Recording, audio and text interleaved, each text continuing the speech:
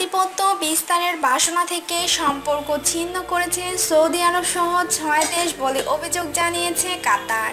এর পাশাপাশি সম্পর্ক ছিন্নকারী ৬ দেশকে নিয়ে ক্ষুব্ধ প্রতিক্রিয়া জানিয়েছে তারা। কূটনৈতিক সম্পর্ক ছিন্নকে অবিচার ও সার্বভৌমত্বের প্রতি আঘাত হিসেবে দেখছে কাতার।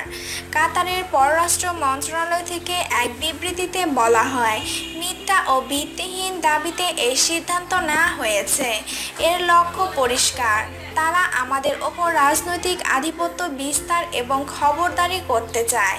এটা কাতারের সার্বভৌমত্বের ওপর আঘাত। সৌদি আরব ও বাহরাইনের ধারাবাহিকতায় মিশর, সংযুক্ত আরব আমিরাত, লিবিয়া ও ইয়েমেনের কাতারের সঙ্গে সম্পর্ক ছিন্নের ঘোষণা দেয়।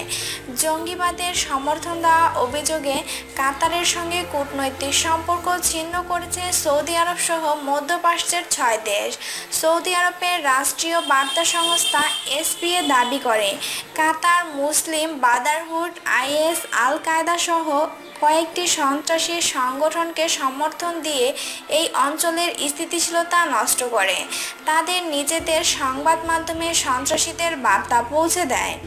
এছাড়াও কাতারের বিরুদ্ধে শিয়া মুসলিম অধ্যুষিত বাহরাইনের পূর্বাঞ্চলে ইরান সমর্থিত বাহিনীকে সমর্থন দেওয়ার অভিযোগ করে তারা। সোমবার সৌদি আরবের রাষ্ট্রীয় বার্তা সংস্থা কাতারের সঙ্গে কূটনৈতিক সিদ্ধান্ত জানায়। এক বিবৃতিতে জানানো হয়, আন্তর্জাতিক আইন ধারা নিশ্চিত করা সার্বভৌমত্বের অধিকার ও সন্ত্রাস ও উগ্রবাদ থেকে জাতীয় নিরাপত্তার স্বার্থে এই কাজ করতে যাচ্ছে তারা।